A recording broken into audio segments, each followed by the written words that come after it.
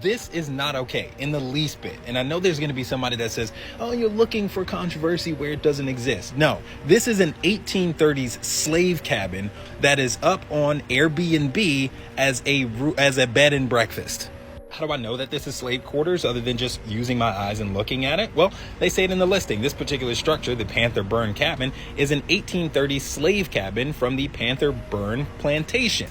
How is this okay in somebody's mind to rent this out? A place where human beings were kept as slaves. Rent this out as a bed and breakfast. Yes, you heard that correctly. TikTok creator Lawyer Winston called out Airbnb for their complicitness in hosting a rental of a former slave cabin. I'm not gonna lie, y'all, I'm freaking disgusted, angry, and not surprised in the slightest. It's no lie that where there is money to be made, people are going to make heinous decisions with no thoughts to the consequences or impacts of their actions, especially when it comes to Black people. As we all know, the use of plantations is popular in America for weddings. Despite public backlash and regret from people who've realized, hey, maybe we shouldn't share vows in places where people were tortured, enslaved, and murdered, it's still a popular trend that prevails.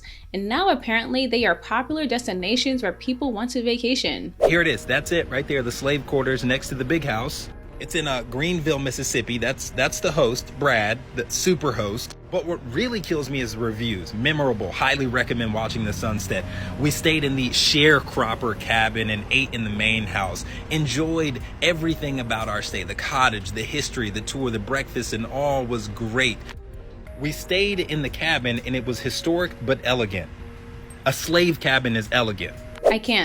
I just can't. Now, I don't believe in comparing historical injustices and tragedies because each of them hold tremendous weight and implications in their own ways. But can you imagine if people had weddings at Auschwitz or wanted to vacation in the gas chambers where Jewish people were sent to be poisoned and die?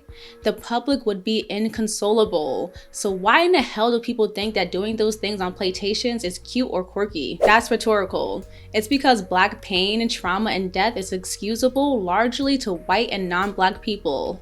I'm tired of it. And if you are truly invested in being anti-racist, you should be tired too. Now, Airbnb, after getting backlash, took the listing down, but it's still available on sites like Rent by Your Owner and Vacation Home, and people are still going to rent these places out. But I want you all to really sit back and think about this. For hundreds of years, Black people in this nation were enslaved and forced to toil in hot fields, were beaten, tortured, and raped, had their families ripped apart and sold, were treated worse than animals and as property, were shamed, hanged, and murdered, all because they were Black. They were stolen from their homes, their cultures, and their nations, and put on plantations. So no, you can't justify to me, my ancestors, or the millions of people who had to experience those things that they can just repurpose plantations so that white people can have fun. Now, I know I'm gonna get some trolls or angry liberals saying that I'm overreacting, that it's not a big deal. What are we supposed to do with the land then? Just let it stay vacant. Yes, if that's what it takes for y'all not to bastardize the pain and legacy of the people who died building the foundation and economy of this country.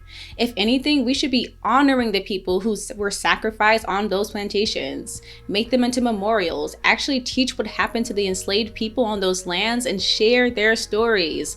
Hell, give the land to Black people as reparations. Anything other than what we're doing right now.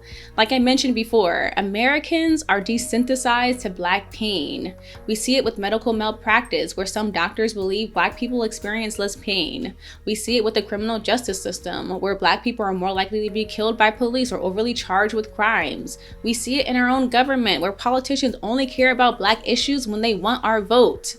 Why is it so difficult for people to empathize and sympathize with Black people?